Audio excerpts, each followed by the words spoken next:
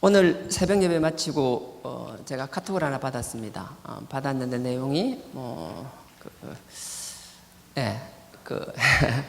CNN에 이렇게 나오는 내용이었어요. 내용이었는데 다 아시는 분 거의 다 이제 아시죠? 저는 새벽 예배 마칠 때까지 전혀 내용을 모르고 있었습니다. 전혀 내용을 모르고 있다가 아침에 그걸 보고 새벽에 이제 새벽에 마치고 그걸 보고 나서 이렇게 뉴스를 틀었어요. 뉴스를 틀었는데 끊임없이 각 방송마다 계속 그 이야기만 나오더라고요. 그래서 그게 일부 예배 들어갈 때만 하더라도 149명 사망자 그랬는데 지금 또 들어오다 보니까 이제 151명으로 또 늘었더라고요. 그 나머지 그 부상이라 해야 되나? 하여튼 중증자 중에서도 그 CPR 치다가 이렇게 간 사람들이 많기 때문에 더 늘어날 수 있는지는 모르겠는데, 이게 할로윈이라고 왜 그런 걸 하는지 모르겠는데, 여하튼 가서 그런 일이 있었는데, 우리 입술로, 말로 죄짓지 않았으면 좋겠습니다. 정말. 이래서 그랬니, 저래서 저랬니, 그런 얘기 안 했으면 좋겠어요. 이제 10대, 20대 정말 어린, 참, 생각만 해도 그냥 가슴이 먹먹하잖아요. 그 150명 가까이 그 자녀를 잃은 부모나 가족들을 생각한다라면 거기에 왜 가 있었니, 왜 그랬니, 이거는 나중에 할 이야기지 지금 얘기할 건 아니라고 생각됩니다. 그래서 하여튼 아픈 사람 있으면 같이 아파해주고 그들을 위해서 기도해 줄 수 있기를 부탁드립니다. 1부 때도 그랬는데 누가복음 21장 한번 찾아보실래요? 누가복음 21장에 보면요, 20장에 보면 그 예수님이 대제사장들과 서기관들하고 이렇게 쭉 논쟁을 벌이십니다. 그 22장에 보면 마지막 만찬 하기 전이죠. 세상 종말에 대해서 쭉 이야기를 하시면서 21장 34절에요. 그 앞에 33절은 천지가 없어지겠으나 내 말은 없어지지 아니하리라 라고 말씀하시면서 34절에요. 누가복음 21장 34절입니다. 너희는 스스로 조심하라. 그렇지 않으면 방탕함과 술 취함과 생활의 염려로 마음이 둔하여지고 뜻밖의 그날이 덫과 같이 너희에게 임하리라. 다시 한번 제가 읽겠습니다. 너희는 스스로 조심하라. 그렇지 않으면 방탕함과 술 취함과 생활의 여러 염려로 마음이 둔하여지고 뜻밖의 그날이 덫과 같이 우리에게 임하리라. 이 말씀은 누구에게 적용하라고 읽는 말씀은 아니고요, 우리 각자에게 적용되었으면 좋겠습니다. 할 수만 있으면 저도 그렇고 여러분도 그렇고 언제 무슨 일을 당할지 아무도 모르잖아요. 오늘 이렇게 하나님 앞에 영광스럽게 예배 드리지만, 하나님을 찬송하지만 문 열고 나가면 1시간 뒤, 2시간 뒤 하루 앞을 누가 장담할 수 있겠습니까? 누구도 장담할 수 없거든요. 그러니까 항상 누군가를 보고 그 사람들을 책잡고 누군가를 지적하려고 하는 것이 아니라 이 말씀이 이 자리에 있는 우리 모두에게 적용되었으면 좋겠어요. 언제 부르실지 모르지만, 어떻게 하나님 만날진 모르겠지만 할 수만 있으면 그 자리가 아버지를 영광을 위한 자리였었으면 좋겠다라는 거예요. 그래서 우리가 항상 아버지의 영광을 위해서 살 수는 없겠지만 그래도 가능하면, 그래서 우리 부산절기 다음 세대들, 우리 청년들 할 수만 있으면 여러분들 마음과 여러분 발걸음을 좀 다잡는 시간이 되었으면 좋겠습니다. 다시 한번 이야기하지만 누구를 책잡거나 흉보기 위해서 하는 얘기가 아닙니다. 말씀은 나와 여러분, 우리에게 적용되어야 될 줄 믿습니다. 로마서 12장도 한번 보시겠습니다.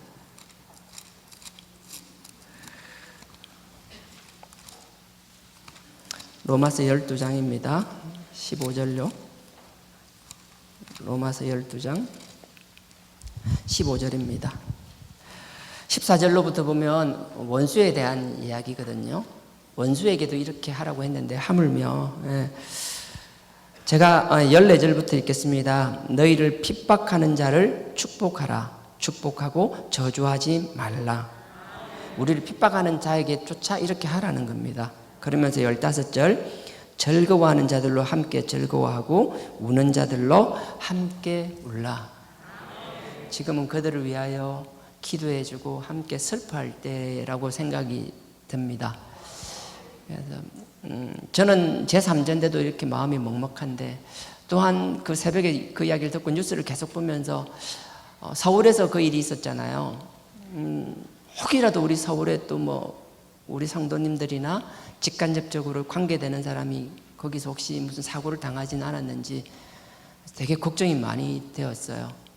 그래서 많이 되고, 또 그 사람들에 대해서 함부로 얘기하지 말라고 얘기하는 게, 그게 서울이라서 그랬지 우리 자녀들 어떻게 하고 다니는지 우리 모르잖아요. 이게 서울이 아니라 부산에서 가까운 곳에서 이런 일들이 일어났더라면 하여튼 누구도 큰 소리 칠 건 못 돼요. 그냥 이럴 때마다 우리 자녀를 위해서 더 기도해주고, 누구나 성장 과정 속에서 뭐 여러 가지 일들을 경험하고 그렇게 자랍니다. 그죠? 올곧게 쭉 대나무처럼 자라는 자녀 뭐 있는지 모르겠는데 저는 뭐 못 본 것 같아요. 항상 지그재그로 우리가 원하지 않는 방법으로 자라거든요.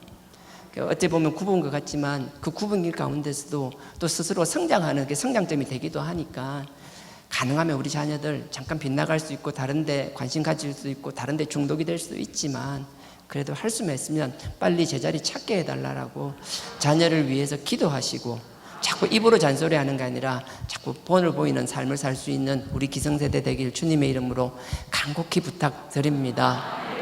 또 일로 우리 애들 너무 막 닥달하지 마시고요. 여러분들 어떤 사고가 생기게 되면은 지혜롭게 그걸 깨닫는, 상황을 빨리 인식하는 게 참 중요하거든요. 근데 상황이 주변에 변하는데도 불구하고 그 상황을 인식하지 못하는 것, 이런 얘기 계속 해도 되는지 모르겠는데 뭐 사고도 그렇잖아요. 그러니까 좀 좁은 시야가 아니라 좀 넓게 보는 시야를 가지는 우리 다음 세대가 되었으면 좋겠어요. 우리 항상 교회, 제가 여러 번 이야기했는데, 우리 교회 앞에 여기 통닭집에서 건널목 있잖아요. 우리 건널 때요, 롯데캐슬 멤버스 아파트 쪽에서 건널목 건널 때 보면 항상 보면 차들이, 아시잖아요, 좌회전할 때 운전석이 왼쪽에 있으니까 잘 인식을 하는데, 차가 크면 클수록 오른쪽으로 우회전할 때 오른쪽을 잘 인식을 못 하잖아요.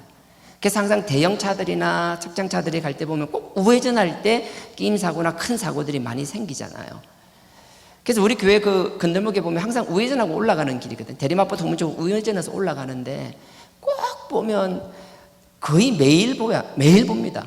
꼭 횡단보도 안쪽에서 안전한 곳에 있으면 되는데 왜 자꾸 차도까지 내려와서 그 우회전하는 데가 있는지를 잘 모르겠더라고요.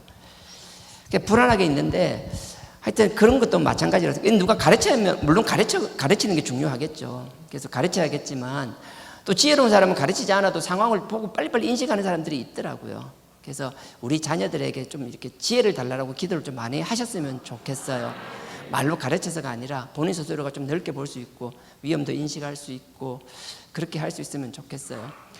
예전에 제가 독일에 유럽 갔을 때, 독일에 갔을 때입니다. 국내에서는 가게 되면 우리 지금 이제 원로 목사님, 박무수 목사님 모시고 가면, 국내에서는 뭐 제가 옆에 갈 일이 없잖아요. 뭐 워낙 옆에서 주변에서 챙기시는 분들이 많고 하니까. 근데 그때 유럽을 해서 독일하고 덴마크 쪽을 가는데, 그때는 뭐 다른 분들이 없었어요. 딱 하시는 분만 몇 분만 갔거든요. 그래서 우리 교회에서 따라가시는 분이 없어서 목사님이랑 저랑 이렇게 하게 됐는데, 이제 제 딴에는 이제 그런 거예요. 이게 독일까지 왔는데 호텔에 있는데 혹시라도 호텔에서 무슨 일이 생기면 어떻게 될까 괜히 걱정이 되잖아요. 그러니까 이제 딱 객실을 정하고 나면 이제 제 딴에는 그런 거예요. 제일 먼저 보고 비상구, 호텔을 보면 이게 문에 보면은 다 이제 비상구가 다 그려져 있거든요. 객실 그림하고 이렇게 있어요. 그러면 그 비상구 쪽으로 제가 가봤어요. 비상구가 열리는지, 열려서 계단으로 가면, 저 위로 가면 계단까지 열리는지 막 그 짓을 하고 돌아다녔어요. 그러니까 보안 요원이 와가지고 너 뭐하냐, 왜냐하면 딱 보면 알잖아요. 깨난 아시아인이 와서 이러니까 이상한 게 와가 돌아다니까 그 CCTV로 이거 봤겠죠. 그러더라고요. 그래서 해가지고 막, 그래서 이제 다른 목사님 와서 야차차 막 이렇게 설명도 해주고 이렇게 했거든요. 그래서 이제 목사님 너 왜 그랬니? 라고 했을 때 이제 그때 말씀을 드렸어요. 별일 없겠지만 그래도 혹시 만에 하나 뭐 사고가 생긴다든지 화재가 불이 난다든지 그러면 빨리 가야 되는데 비상구가 어딘지는 알아야 될 거, 내가 아버지 모시고 갈 거 아니냐. 그래도 자식이라고 젊은 자식인데 내가 아버지 끌고 가야지 아버지가 내 끌고 갈겠냐. 제 딴에는 이제 그렇게 생각을 한 거예요. 근데 그거는 누가 가르친 게 아니라 제가 그렇게 해야겠다는 생각이 들었거든요. 그 상황이 어떤 상황인가 하면 하나님이 육신의 아버지를 떠나서 하나님이 쓰시는 종이고 하나님이 일을 하러 온 거잖아요.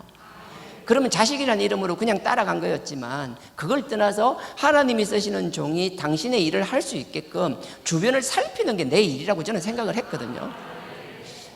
내가 무엇을 하는 사람인지 내가 무엇을 해야 되는지를 알게 되면요, 나의 필요만 보는 것이 아니라 내가 무엇을 해야 되는지를 보게 되더라고요.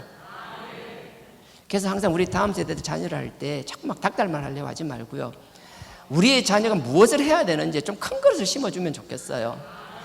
그래서 우리 자녀들이 가슴을 쭉 보고 목을 쭉 뻗고 멀리 볼 수 있게끔, 너 지금 이랬다고 네 모습이 이랬다고 이런 게 아니야, 너의 존재는 참 귀한다라는 거, 너를 통해서 하나님이 크게 쓰실 거라는 것, 너를 안 쓰시면 하나님 크게 쓰는 사람 옆에서 시다발이라도 하게 해주실 거라는 거.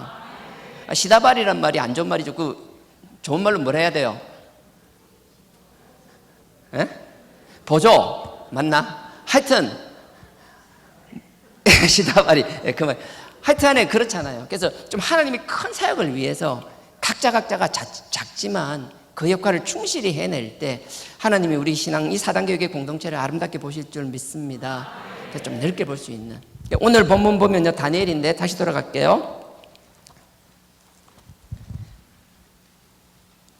에스겔, 다니엘, 소선지서, 호세아, 요엘, 아모스 쪽 그 앞에 있습니다.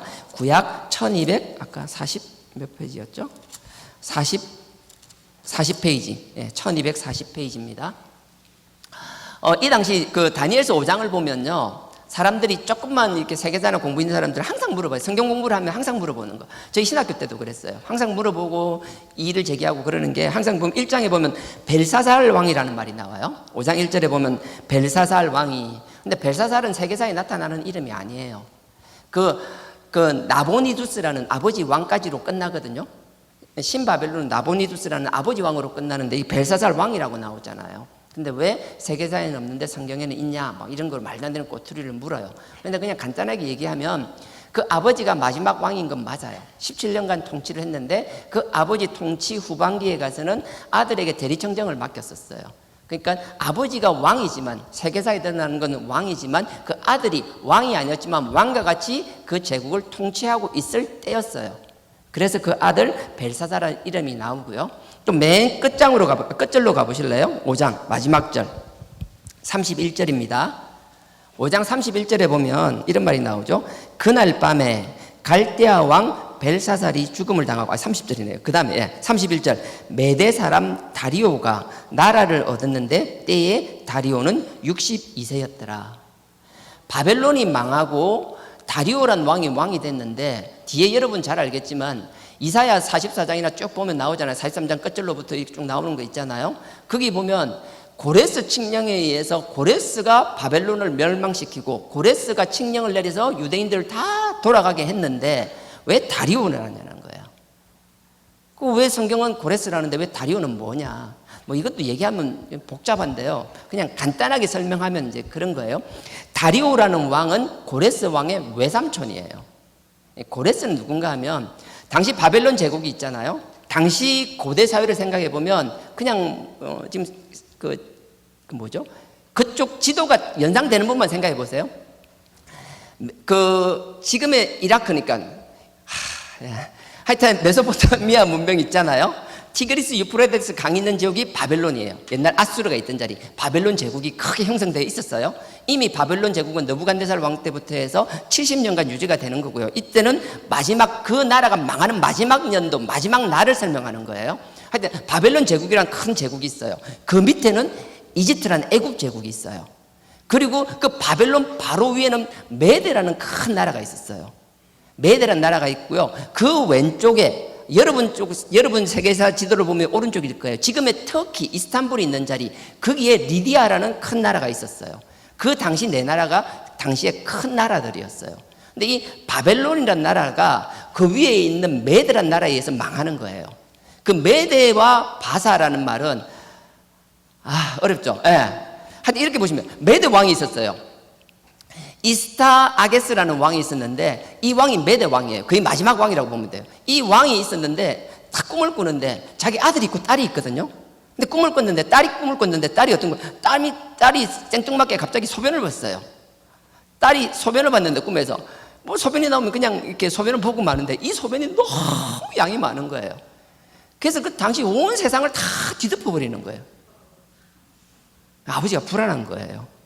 왜 딸이 시를 했는데 이게 다 덮지? 나는 아들이 있는데. 근데 또 딸이 이렇게 또 꿈을 꾸는데 딸에서 막 포도나무가 자라더니만 막 포도 열매가 온 땅을 다 덮는 거예요. 그래서 물어봤어요. 이 뭐냐? 그랬더만 왕이시여, 아들이 아니고 딸의 자식을 통해서 이 나라가 통일될 거다. 뭐 이런 식으로 얘기를 하는 거예요. 아버지가 불안한 거예요. 아들이 있으니까. 그래서 이 딸을 자기 메대라는 큰 나라의 동편 저 오른쪽 끝에 보면요, 안산이라는, 경기도 안산 말고 안산이라고 있었어요. 그 안산에 그 왕 조그만한, 그러니까 분봉왕이라 그러죠. 그 나라의 조그만한 왕, 캄비세스 왕이 있었어요. 거기에 시집을 보내버렸어요. 저 끄트머리로. 그 끄트머리로 보내서 거기서 이제 애를 낳게 되는데 이 아버지 입장에서는 불안한 거예요. 내 딸이 가서 애를 놓는데, 손주를 놓는데 아들을 놓으면 분명히 얘가 자기 외삼촌을 치고 막 나라를 할 것 같으니까 어떻게 생각하는가 하면 자기 신복을 부르는 거예요. 불러가지고 애가 놓는지 잘 지켜보라 그런 거예요. 그래서 임신을 해서 애가 낳을 때가 되었어요. 그래서 이 왕이, 아게스 왕이 그 딸에게 뭐라고 하면, 너 거기서 애 놓지 말고 애 놓을 때는 메대 수도로 와라. 내가 돌봐줄 테니까 와서 아버지 옆에서 애 낳아라. 그게 꼬신 거예요. 그래서 이 딸을 불러들여요. 근데 이 딸이 그래 와서 또 아버지 옆에서 애를 낳았어요. 애를 놓는데 이 아버지는 어떻게 했는가 하면 자기 신복을 시켜가지고, 야, 너 얘가 애를 놓으면, 애를 놓자마자 걔가 남자이면 그냥 질식사 시키라는 거예요. 죽이고 날 때 그냥 사산했다라고 이야기하고 버리란 거예요. 그러니까 이 신복은 또 그게 이제 복종을 안 할 수가 없잖아요. 그러니까 애를 놓으러 가려고 자기가 또 직접 그걸 못하니까, 예, 그 왕의 이렇게 목동이라고 해야 돼. 옛날에는 왕들이 목동을 많이 데리고 있었어요. 왕의 목동 중에 한 사람을 데리고 와가지고, 야, 너 공주가 애 놓으면 남자이면 죽여가지고 묻어? 이렇게 시킨 거예요. 근데 이 목동은, 이거 복잡해요. 애를 딱 죽이려고 그 말을 순종하려고 하는데 마침 자기 부인도 배가 불렀어. 만삭이었어요. 공주가 애를 낳기 전에 자기 부인이 애를 낳았는데 애가 사산했어요. 나 한번 마음이 아프잖아요. 그 상황에서 가서 딱 보니까 공주가 아들을 낳은 거예요. 그 순간적으로 이 목동이 어떻게 했는가 하면, 바꿔야겠다. 그래서 자기 애 죽은 거를 보여주면서 죽었다라고 묻고 그 공주의 아들을 데리고 와서 이렇게 키운 거예요. 목동이 키우는데 문제는 뭔가 하면 얘가 이제 혈통이 달라서 그런지 왕의 목동의 아들로 자라는데 이게 리더십이 대단한 거예요. 근데 목동은 목동인데 왕의 목동이니까 막 귀족들이나 대신들 자녀하고 같이 막 어릴 때부터 자라는 거예요. 그래도 엄연히 신분이 차이가 있잖아요. 그러니까 전쟁놀이를 주로 남자애들이 많이 전쟁놀이 하면 막 옆에서 쫓아다니고 이러는데 이게 크면서 자꾸 두각을 나타내는 거예요. 그러다가 귀족들도 있고 대신들의 자녀도 있는데 이 목동의 아들이 대장을 하게 된 거예요. 장군을 하게 된 거예요. 근데 이 꼬막 한 10살도 채 안 된 애가 어떻게 되는가 하면 전쟁을 하게 돼. 전쟁놀이를 하는데 진짜 전쟁처럼 하는 거예요. 너무 잘하는 거예요. 그래서 막 작전도 세우고 막 점령도 하고 막 하는데 갑자기 어떤 큰 고관 대신에 아들이 말을 안 듣는 거예요. 그러면 그냥 자기는 신분이 천하고 높으니까 그냥 넘어가면 되는데 이게 군령으로 다스려야 된다. 어디 전쟁 중인데 말을 안 듣냐면서 그 대관에 지금으로 지금 국방부 장관 아들을 끌고 와서 거기서 막 쭉 팬 거예요. 그러니까 이 집에 가서 막 아버지한테 얘기했겠죠. 아빠 얘가 쭉 패가지고 막 터졌다고 얘기하니까 아버지가 너무 분이한데 그 목동의 아들을 가서 바로 처벌하고 싶은데 이 목동은 누구 소속이죠? 왕의 목동이에요. 자기가 손을 못 대. 그래서 왕에게 얘기를 하는 거예요. 왕이시여, 이래 했는데 우리 아가 그 왕의 목동한테 가서 이 지 터지고 왔다면서 막 이렇게 하소연을 했겠죠. 그러니까 이 왕이 이제 막 노발대발한 거 어디 이 목동 주제라면서 그 목동하고 애들 다 데리고 오란 거예요. 잡아오란 거예요. 다 잡아왔는데 저기서부터 다 걸어오는데 왠지 느낌이 그런 거 있잖아요. 핏줄이 땡긴다 해야 되나? 왠지 느낌이 이상한 거예요. 그래서 이제 막 자기 신복한테 얘기한 거죠. 신복, 야, 너 어떻게 된 거냐고 막 추궁을 하니까 여차여차 했습니다. 그리고 또 목동한테 너 어떻게 해서 여차여차 그때 바꿔치기 했습니다. 알게 된 거예요. 그래서 차마 10살이 된 그 손주를 죽일 수가 없어서 데리고 있었고, 그 이야기가 저기 안산, 경기도 안산까지 이야기가 흘러가가지고 엄마가 그 얘기를 듣고 뚜껑 열려가 막 돌아온 거예요. 온 거예요. 와서 자기 아들 데리고 이렇게 갔어요. 그래서 이제 10살 이후로는 이제 엄마랑 자라게 되는 그 아이가 고레스예요. 근데 할아버지 입장에서는 자기 애가 돌아갔어도 저기 변방에 있는 변두리 국가에 있지만 계속 거슬리잖아요. 끊임없이 그걸 계속 견제했어요. 그러다 보니까 뭔가 사람들 모으게 하면 남자들 되면 다 차출해가고 이러는 거예요. 그래서 항상 핍박받았어요. 그러다가 고레스가 자라면서 어떻게 했는가 하면, 이대로는 안 되겠다, 우리가 독립을 해야겠다 이런 생각을 한 거예요. 그리고 나서 뭘 했는가 하면, 사람들, 청년들이 말을 안 들으니까 그 어린 나이인데도 불구하고 역시 뛰어나요. 어떻게 했는가, 젊은 사람들을 다 나라에서 모았어요. 그래서 한 일주일인가 이런 거 모르겠어요. 일정 기간 동안 노역을 시키는데 완전 막 사람이 숨 넘어가기 직전까지 일을 시키는 거예요. 너무 힘들어서 죽기 직전까지. 이제 조금만 더 시키면 사람들이 막 반란이 일어날 정도로 그렇게 가혹하게 막 일을 시킨 거예요. 젊은 사람들이 너무 힘들어요. 진짜 이제 폭발 직전에 딱 임계점에 도달했을 때 이 고레스가 갑자기 잔치를 다 열어요. 잔치를 열면서 막 마음껏 먹게 하고 막 하게 하고 막 축제를 여는 거예요. 막 사람들이 축제를 하면서 너무 좋아할 거예요. 그렇게 고생하다가 먹으니까 막 기름진 음식도 먹고 너무 하니까 너무 좋을 거잖아요. 그때 이 고레스가 그 젊은 이제 사람들한테 다 얘기하는 거예요. 너네들 저 매대 밑에서 이렇게 거지처럼 노예처럼 이런 식으로 살다가 죽을래? 아니면 나와 같이 한번 일어나가지고 저기를 점령하고 평생을 호령하면서 살래? 선택하라고 얘기하는 거예요. 그러니까 뭐 그 취기도 그런 데다가 막 하니까 뭐 전부 다 뭐 좋다 좋다, 이건 전설이니까 모르겠어요. 하여튼 그렇게 해서 그들을 모아가서 그 나라를 이제 그 페르시아라는 조그마한 국가에서 이제 반란 아닌 반란이 일으킨 거죠. 그래서 점점 키우는 거예요. 근데 아까 왕이 자기 신복한테 막 신문했다 그랬잖아요. 추궁했다 그랬잖아요. 근데 그 신복한테 왕이 어떤 벌을 내렸는가 하면, 네가 내가 시킨 일을 정확하게 못했기 때문에 그 벌로 그 신복의 아들을 죽였어요. 근데 어떻게 죽였는지는 제가 말 못해요. 너무 잔인해서. 나중에 찾아보시면 돼요. 안 그래도 그 책을 찾아봤는데 어딘지 책을 못 찾겠더라고요. 하여튼 죽였어요. 근데 자기가 죽였던 그 신복을 그 페르시아가 반역을 일으켰는데 거기에 군대 장관으로 세워서 보냈어요. 근데 이 신복은 오랫동안 자기 아들을 죽은 거 너무 잔인하게 죽였거든요. 그럼 그냥 얘기할게요. 그냥 어떻게 죽였는가 하면요, 그 자기 신복을 불러서 잔치를 벌렸어요. 그러고 나서 막 음식을 대접했어요. 먹고 나서 너무 맛있었어요. 막 먹고 나서 너 오늘 음식 어땠냐? 너무 좋았어요. 근데 그 먹은 음식이 뭘까요? 아들을 먹인 거예요. 그 한이 계속 누르고 있다가 마지막에 페르시아 쪽에 이제 가서 그거 하는데 어떻게 했는가 하면, 그냥 군대 장관으로 끌고 갔는데 가서 싸운 게 아니라 거기서 그냥 투항해버린 거예요. 그래서 메대의 주력 부대가 글로 가고, 이래서 메대가 뭐 됐다 이런 거예요. 그래서 고레스가 메대를 점령하고 리비아를 점령하고, 그리고 539년에 바벨론을 점령하기 위해서 바벨론성을 포위하고 있는 게 지금 5장의 상황이에요. 되시죠? 지금 그래서 고레스가 여기 와 있는데, 그러면 왜 여기 다리오냐? 다리오는 자기 외삼촌이에요. 자기 엄마의 오빠. 자기가 메대와 페르시아를 병합하고 나서 자기는 계속 리디아도 공격해야 되고 땅을 넓혀야 되니까 임시로 외삼촌한테 바지 사장을 맡겨놓은 거예요. 그러니까 이 다리오는 실권이 없어요. 왕은 왕인데 실권이 없고 실질적인 고레스가 왕이에요. 그러니까 이 다리오는 저라고 생각하시면 되고, 고레스는 노 목사님 생각하시면 될 거예요. 눈에 안 보이지만 그분이 그 하는 거, 보이지만 아무것도 아닌 존재. 다리오는 너무 대놓고 안 비웃었으면 좋겠네. 하여튼 지금 그런 상황입니다. 그래서 지금 고레스가 바벨론을 둘러싸고 진짜 절체절명의 상황이에요. 지금 이런 상황에서 5장이 설명되고 있는 거예요. 5장 1절 제가 다시 읽겠습니다. 벨사살 왕이 그 귀인 1,000명을 위하여 큰 잔치를 배설하고 그 1,000명 앞에서 술을 마시니라.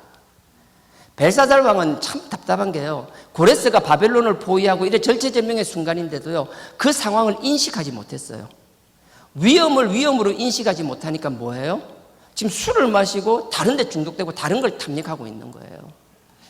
나는 우리 기성세대도 마찬가지지만 특히 우리 젊은 사람들 잘 들었으면 좋겠어요. 지금 여러분들 부모 때문에 뭐 어떤 상황인지 모르겠지만 그래도 내가 밥이라도 먹을 수 있고 안정된 상황이라면 거기에 안주하지 마십시오. 내가 지금 안정된 상황이라도 이게 안주됐다고 생각하지 말고 주변을 한번 돌아보십시오.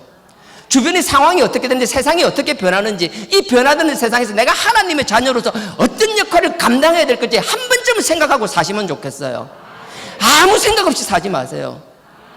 아무 생각 없이 고등학교 졸업했으니까 대학 가고, 대학 졸업했으니까 취업하고, 그냥 월급 나오니까 모았다가 결혼하고, 결혼했으니까 신혼여행 어디 갈까 맨날 그 걱정이나 하고 있고, 그렇게 안 살았으면 좋겠어요. 하나님이 나를 부르신 이유를 생각하시고요. 여러분들 허리를 쫙 펴고요, 목을 곧게 세우고 한번 주변을 멀리 한번 보시려고 했으면 좋겠어요. 지금 이런 상황에서도 이 벨사살 왕은 엉뚱한 짓 하고 있는 거예요. 1000명 모아놓고 술잔치 벌리기 바쁜 거예요. 10,000명을 모을 수 있으면 10,000명을 모으겠죠. 우리는 10,000명, 1000명은 안 되더라도요, 뭔가 주원이 났을 때 조금 여유 생기면 그걸 가지고 나의 존재감을 찾는 것이 아니라 자꾸 그냥 허비하는 것, 끊임없이 세상의 것 바라보면서 달콤한 유혹만 쳐다보며 자꾸 그쪽으로 따라가지 마십시오. 나는 술 안 마신다라고요? 술 안 마시는데 그런 문화가 좋다라고요? 당장 눈앞에 보이는 그 문화가 좋아서 쫓아다니기 시작하죠. 친구들이 좋아서 같이 끌려다니기 시작하죠. 처음엔 다 그렇게 시작하지만 나중에 보십시오. 내가 거기 들어가서 그들에게 복음을 전하고 그들을 끌고 나오는지, 술도 안 마시던 나중에 내가 더 마시고 있는지, 오히려 그들보다 더 타락한 삶을 살고 있지는 않는지 명심하십시오. 대충대충 타협하는 거 지금까진 그래왔더라도요, 하루아침에 그 삶을 바꾸지 못할지라도요, 벨사살과 같이 살지 않기 위하여 끊임없이 스스로를 되돌아보며 다잡기를 주님의 이름으로 부탁드립니다. 마음을 다 잡으세요. 여러분들의 발길을 다 잡으시길 바랍니다. 하나님께서는 벨사살에게 그럼에도 불구하고 기회를 주셨어요. 그 기회는요, 어머니를 통해서 주셨어요. 10절입니다. 중간에 나중에 한번 읽어보세요. 그러면 이스라엘에서 가져온 하나님의 성전 기물을 이용해서 무슨 짓을 했는지 다 나오는데요, 지금 시간이 그러니까 이제 넘어가고 바로 10절로 갈게요. 10절입니다. 태후가 왕과 그 귀인들의 말로 인하여 잔치하는 궁에 들어왔더니 이에 말하여 가로되 왕이여 만세수를 하옵소서. 왕의 생각을 번민케 말며 낯빛을 변할 것이 아니니이다. 이게 무슨 상황인가 하면요, 이 벨사살 왕이 이런 흥청망청 이상한 짓을 하고 있으니까 하나님이 분명히 경고를 하세요. 어떻게 경고를 하시는가 하면 벽에 와서 막 손가락이 나타나고 글자를 적는 거예요. 왕과 방백들이 보고 그 무서워 떨었는데 얼마나 무서워 떨었는지 그 위에 보면 막 넓적 다리가 녹는 듯 하고, 6절입니다. 그 무릎이 막 서로 부딪히는, 막 다리가 막 드드드드 떨릴 만큼 막 무서웠대요. 무서워서 어떻게 할 줄 모르는 사람들이 몰라서 뭐 웅성웅성하고 있을 때, 그때 이 벨사살 왕의 어머니가 탁 나타나는 거예요. 그게 이제 10절이에요. 나타나서 이 어머니가 벨사살 왕에게 딱 하는 얘기가 그거예요. 10절 후반절에 왕의 생각을 번민케 말며 낯빛을 변할 것이 아니니이다. 역시 엄마가 무서워요. 아들은 어떻게 할지 모르는 거예요. 그러니까 탁 엄마가 나타나면서 왕이여 만세수를 하옵소서. 그럼 걱정하지 말고 인상펴. 니 지금 인상 쓰고 있지 말고 인상표라는 게 그 말이에요. 왕의 생각 번민케 말며 걱정하지 말며 낯빛을 변할 것이, 인상표라는 거예요. 괜찮다라는 거예요. 하나님은 벨사살에게 어머니를 통하여 길을 열어주셨어요. 그래서 이 어머니가 나타나서 뭐라는가 하면 다른 게 아니에요. 너 지금 이러는 거 하나님 앞에 가야만 문제가 해결된다는 걸 얘기해 주는 거예요. 그거 어떻게 해야 돼? 다니엘이라는 선지자가 있는데 그 다니엘을 가라. 다니엘을 불러라. 그러면 다니엘이 하나님의 뜻을 전할 것이다라고 얘기하는 거예요. 다니엘이라는 것은요, 하나님이 나의 심판자라는 뜻이거든요. 당시 여기 바벨론 이름이 벨드사살이라는 이름이 있었어요. 근데 이 황후 태후는 어떻게 하는가 하면 그 바벨론 이름 벨드사살도 이야기하지만 그게 아니라 하나님의 심판자, 하나님의 종이라는 이름을 강조하면서 다니엘이라고 이야기를 하는 거예요. 자기 아들 다니엘을 불러라라는 거예요. 그러고 나서 왕이 불러서 네가 다니엘이라고 다시 확인하는 거예요. 그때 다니엘이 탁 나타나죠. 다니엘이 10대 중반에 바벨론으로 끌려갔거든요. 605년에 끌려갔는데 이때가 539년이니까 다니엘은 나이가 아마 80에서 85세 그 사이, 80대 초반의 나이였을 거예요. 그 나이 많은 몸을 이끌고 와서 이제 이야기하는 거예요. 벨사살 왕에게. 어떤 얘기하는가 하면 자기 할아버지, 외할아버지 느부갓네살 이야기를 하는 거예요. 느부갓네살이 7년 동안 짐승처럼 살지 않았느냐. 그렇게 산 이유가 뭐냐? 하나님이 모든 권위를 세우시고 하나님이 주권자이신데 하나님을 대적하고 하나님을 무시하니까 하나님이 어떻게 했는지를 알지 않느냐. 네가 직접 보지 못해도 듣지 않았느냐? 네가 알고 있지 않느냐? 그러면서 어찌 감히 하나님 앞에 이렇게 대적하는 짓을 할 수 있느냐? 심하게 책망을 합니다. 심하게 책망하면서 22절에 보십시오. 5장 22절입니다. 벨사살이여, 왕은 그의 아들이라는 건 손자인데 그냥 후손을 다 그냥 아들이라고 그래요. 벨사살이여, 왕은 그 너부갓네살의 손자, 그러니까 아들이 되어서 이것을 다 알고도 오히려 마음을 낮추지 아니하고, 항상 낮추고 하나님이 나에게 무엇을 시켰는지, 내가 해야 될 일이 무엇인지를 돌아봐야 되는데 자기밖에 모르게 사는 거예요. 그리고서 성전 기명을 가져와서 하나님 앞에 얼마나 대적했는지 몰라요. 그런 짓을 했다는 거예요. 그거 23절에 보면 하나님 앞에 어떻게 했는지가 쭉 적혀 있어요. 이런 일이 하니까, 이렇게 네가 했으니까, 하나님을 네가 섬기지도 않고 하나님의 존재를 인정치도 않았으니, 네가 세상을 다 가진 이 큰 바벨론 도성의 주인일지라도 하나님이 버리면 아무것도 아니라는 거예요. 우리가 세상에 가진 건요, 누리는 건요, 하나님이 인정해 줄 때 그 범위 안에서만 우리가 누리는 것이지 누구도 장담 못합니다. 제가 그랬잖아요. 서울에서 사고 나서 그렇지 부산의 화명동에서 사고 났으면 아마 우리 자녀들도 분명히 있었을 수도 있잖아요. 나도 내 삶을 되돌아봐도 그래요. 나 20대 때 막 질풍노도에서 보냈잖아요. 지금 지나놓고 보면 하나님이 그때 지켜주셨으니까 내가 있는 거지. 그나마이라도 하나님 써주신 거 얼마나 감사한지 모르겠어요. 근데 지금 그 서울에서 사건처럼 나를 찜이 데리고 가셨다라도 하나도 이상할 일이 아니거든요. 저한테만요? 여러분들은요? 여러분 스스로의 삶을 보시라고. 젊었을 때는 되돌아보시라고요. 지금 이 자리에 앉아있는 게 감사한 일 아니에요? 뭘 잘했다라고, 뭐 제대로 한 게 있다라고, 나에게 주어진 일을 대해서 하나님께 영광 돌리고 나 그 일을 통해서 하나님께 어떤 찬양을 드려본 적이 있냐고. 하나님이 만들어주신 그 환경마다 원망하고 불평밖에 더 했냐라고요. 이놈의 인간, 이놈의 자식, 이놈의 환경, 이놈의 직장, 내 옆에는 어떤 인간들 좀 이런 인간밖에 없냐라고. 하나님 아시면서 다 들어주고 참아주셨잖아요. 그래서 지금 있는 거잖아요. 그러니 하나님 앞에 큰일 못해도 이 자리에 앉아서 하나님께 찬양하고 예배드릴 수 있는 그것만 하더라도 감사할 수 있는 나와 여러분들에게 주님의 이름으로 부탁드립니다. 작은데 감사하고 작은데 충성할 수 있는 나와 여러분 되기를 부탁드립니다. 그래서 이 80이 넘은 이 노령에 이게 다니엘이 막 책망하는 거예요.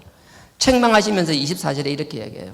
이러므로 그의 앞에서 이 손가락이 나와서 이 글을 기록하였나이다.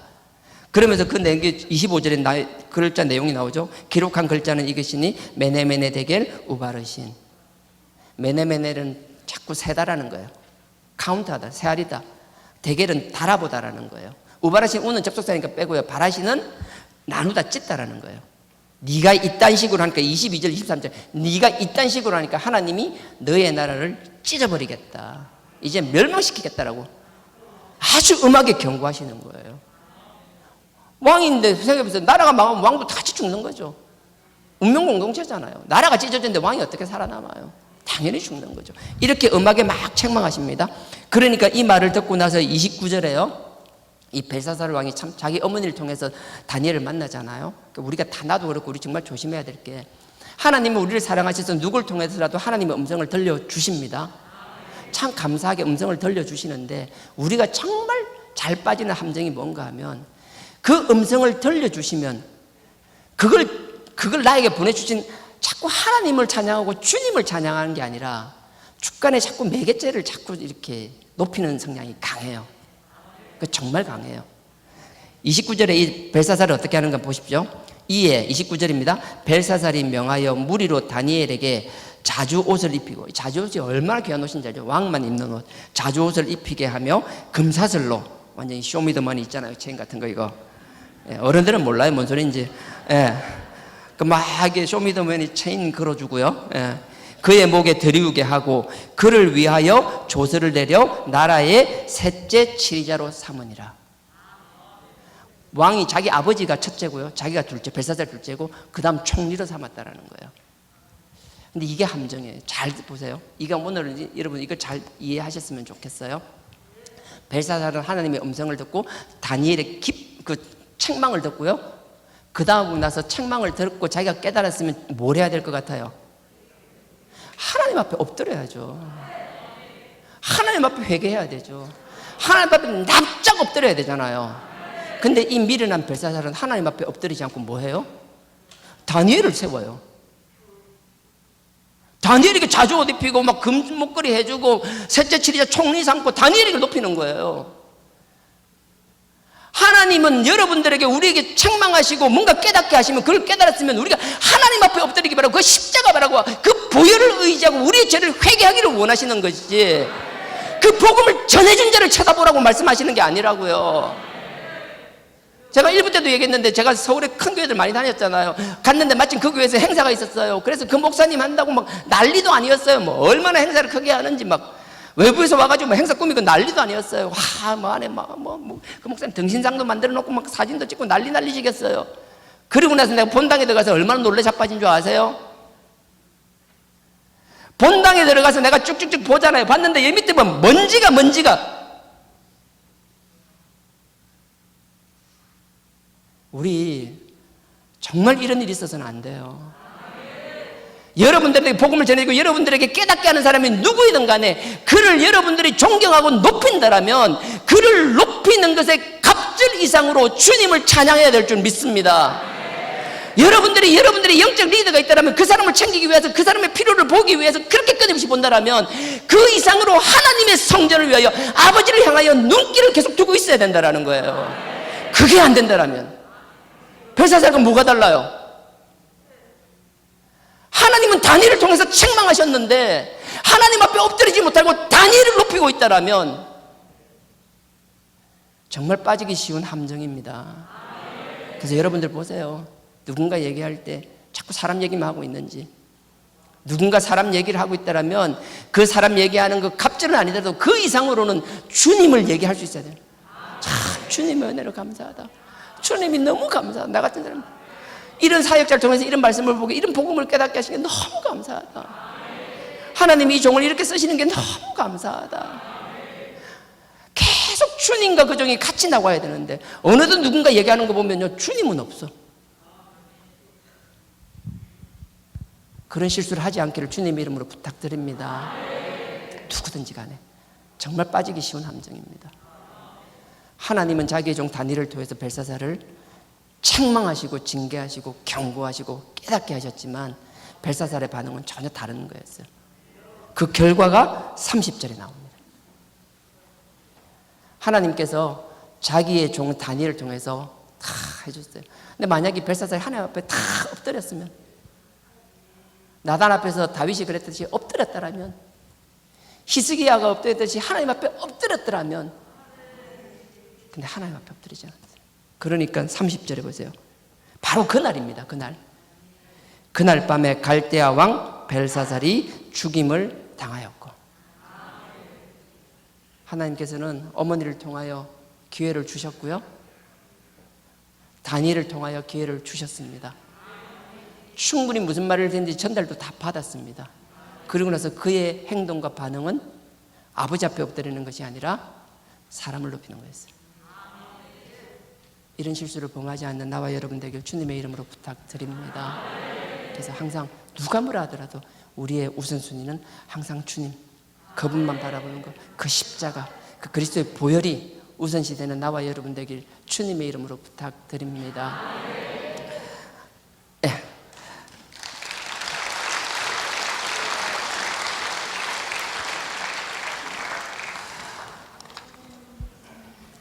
원래 다른 찬양을 하려고 했는데 오늘 새벽에 그 일이 있고 나서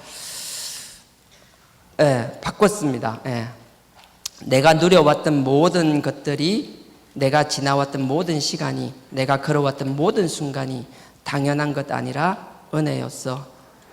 내가 이 땅에 태어나서 사는 것, 어린아이 시절과 지금까지 숨을 쉬며 살며 꿈을 꾸는 삶, 당연한 것 아니라 은혜였어.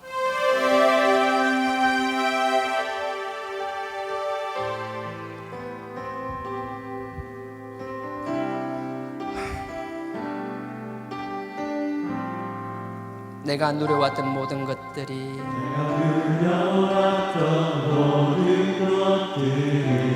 내가 지나왔던 모든 시간이,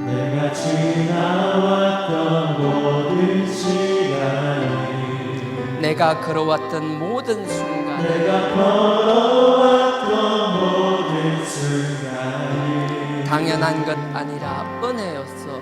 당연한 것 아니라 은혜였소. 내가 이 땅에 태어나 사는 것 내가 이 땅에 태어나 사는 것 어린아이 시절과 지금까지 어린아이 시절과 지금까지 숨을 쉬며 살며 꿈을 꾸는 삶 살며 꿈을 꾸는 삶 당연한 것 아니라 은혜였어. 당연한 것 아니라 은혜였소. 아침 해가 그리고 저녁의 노을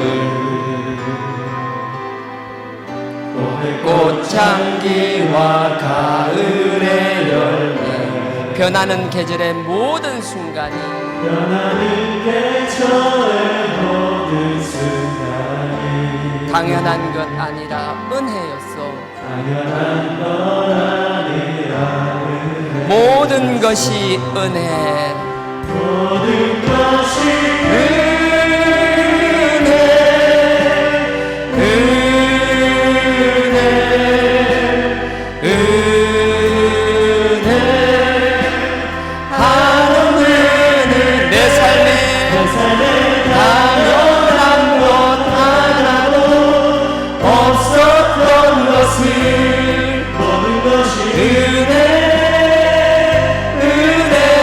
다시 한번 부르겠습니다. 내가 누려왔던 모든 것들이 모든 것들 내가 지나왔던 모든 시간이 내가 지나왔던 모든 시간이 내가 걸어왔던 모든 순간이 내가 걸어왔던 모든 순간 당연한 것 아니라 은혜였어. 당연한 것 아니라 은혜였어. 아침 해가 뜨고 저녁에 노을 아침 해가 뜨고 저녁에 노을 봄의 꽃향기와 가을의 열매 봄의 꽃향기와 가을의 열매 변하는 계절의 모든 순간이 변하는 계절의 모든 순간이 당연한 것 아니라 은혜였어.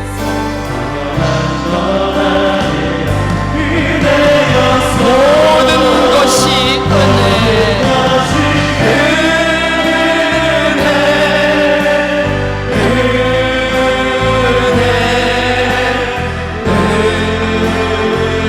한없는 은혜 내 삶에 당연한 것 하나도 없었던 것이 모든 것이 은혜 모든 것이 은혜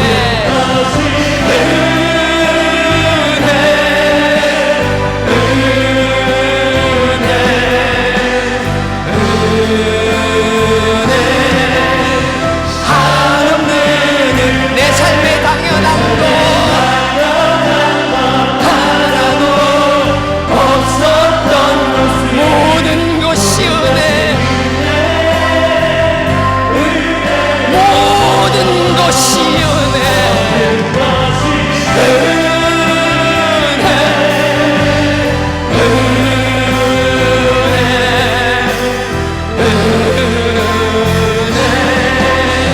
한없는 내 삶에 당연한 것 하나도 없었던 것을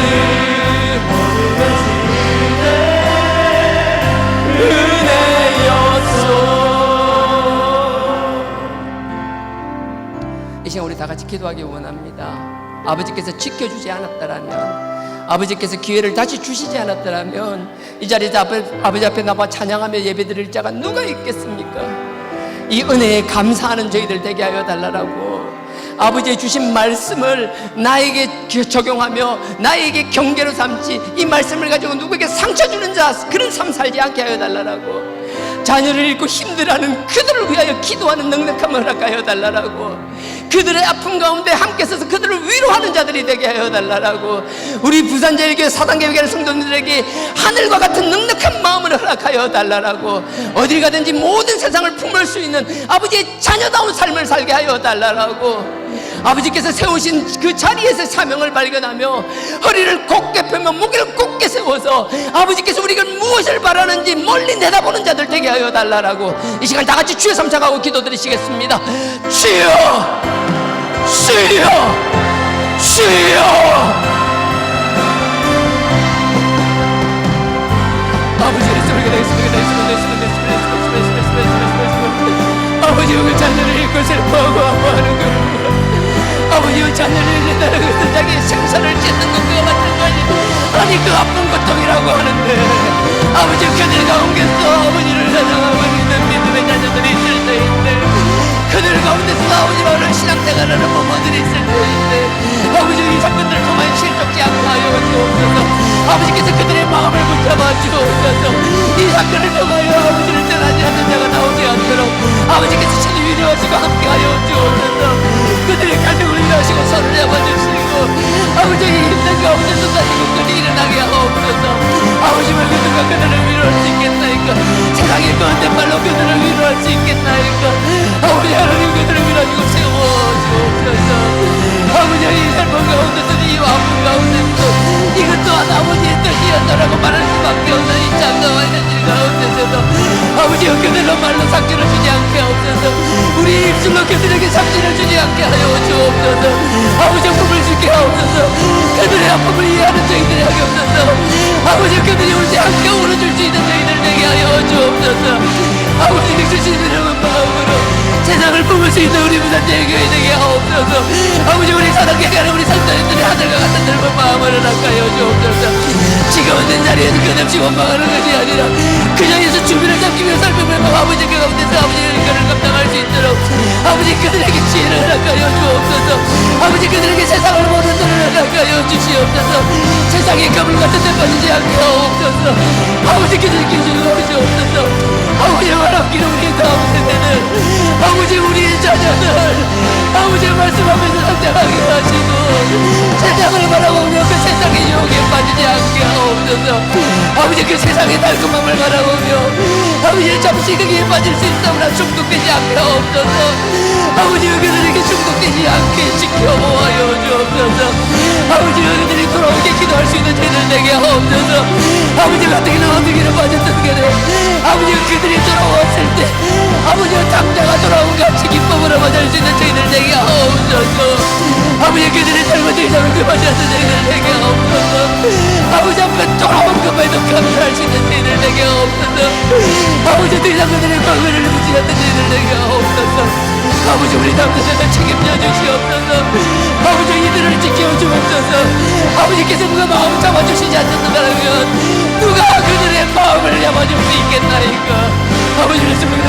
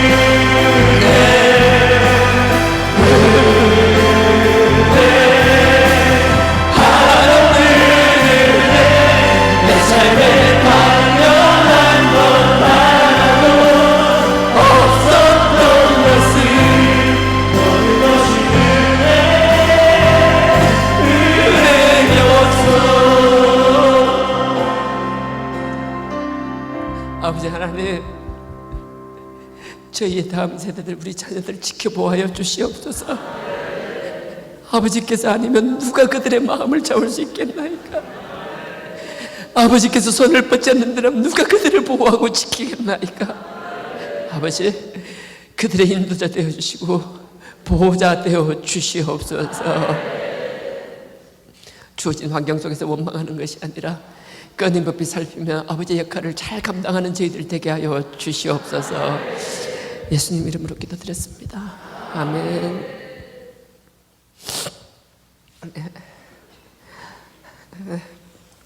이 기쁜 소식.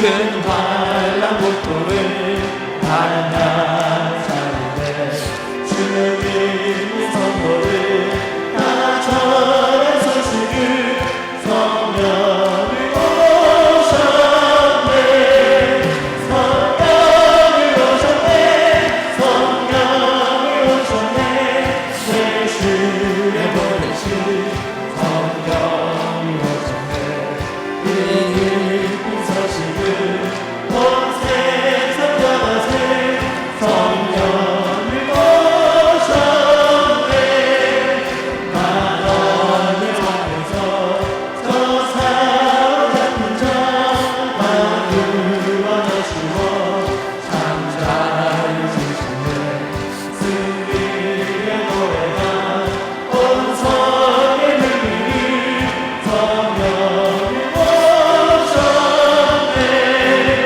성령이 오셨네 성령이 오셨네 내 주의 보내신 성령이 오셨네 이 기쁜 소식을 온 세상 전하세 성령이 오셨네 한없는 사랑과 그 크신 은혜를 의심하면서 안 믿는 자에게 내 작은 입으로 곧 증거하리니 성령이 오셨네 성령이 오셨네 성령이 오셨네 내 주에 보내신 성령이 오셨네 이 기쁜 소식을 온 세상 전하세 성령이 오셨네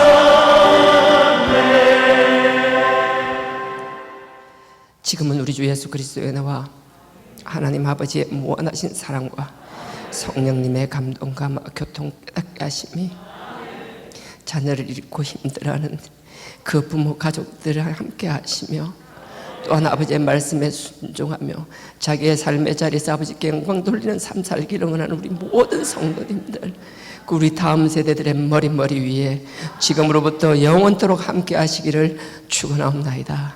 아멘.